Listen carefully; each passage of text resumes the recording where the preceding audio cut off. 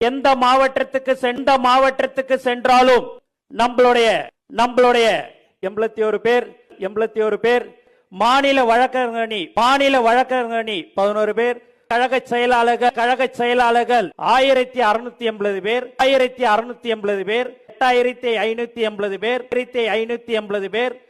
89680 பேர், 980 பேர். தமிழ் மேல புல்டோசரை விட்டு ஏத்தனா ஏன் ஊசலாடாது? புஷி ஆனந்தனுடைய பேச்சில் தமிழ் தாண்டவம் ஆடினதை பார்த்துட்டு கொஞ்சம் விஜய் ஆடி தான் போயிருப்பார். புஷி ஆனந்துக்கு பாண்டிச்சேரியில் உள்ள அரசியல் களம் வேறு, தமிழகத்தில் உள்ள அரசியல் களம் வேறு என்பது இப்போ தெளிவாக புரிஞ்சிருக்கும். ஏன்னா பாண்டிச்சேரி மக்களை இப்போ கலாய்க்கும் அளவுக்கு புஷி ஆனந்தோட நிலைமை படுபாதாளத்துக்கு போயிருக்கு. புஷி தொகுதியிலேருந்து எம்எல்ஏவாக தேர்ந்தெடுக்கப்பட்டவர் தான் இந்த புஷி ஆனந்த். அதுலேருந்து தான் அவருடைய பேர் பாண்டிச்சேரி ஃபுல்லாகவே புஷி ஆனந்த் அப்படின்னு ஒரு பேரே வந்தது அவருக்கு. அங்கே உள்ள தொகுதி எம்எல்ஏ தொகுதி, புஷியில் உள்ள எம்எல்ஏ தொகுதி பார்த்திங்கன்னா வெறும் ஒரு 15,000 பேர்லேருந்து ஒரு 20,000 பேருக்குள்ளே தான் தொகுதியோட வாக்காளர்களே அவ்வளோதான் இருப்பாங்க. பாண்டிச்சேரி முழுவதுமாகவே அப்படி தான். ஒவ்வொரு எம்எல்ஏ தொகுதிக்கும் 20,000 25,000 பேர், அதுக்கு மேலே கிடையாது.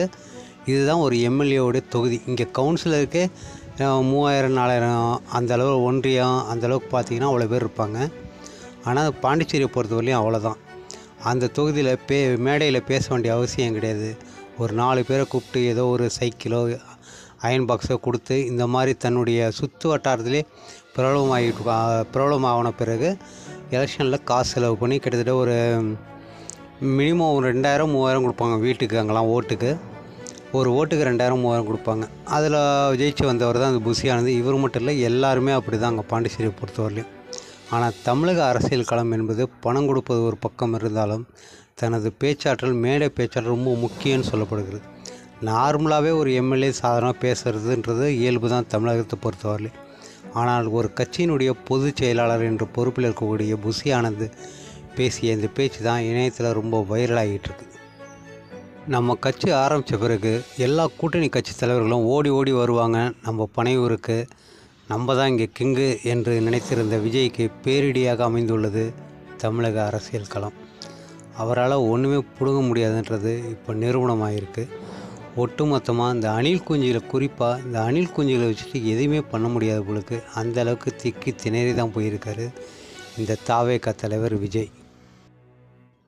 தாவேகாவின் போராட்டத்துக்கு வந்த கட்சி தொண்டர்களே தன் கட்சி கொடியையே திருடி செல்லும் இந்த அவலம் வேற எங்கேயாவது கண்டதுண்டா?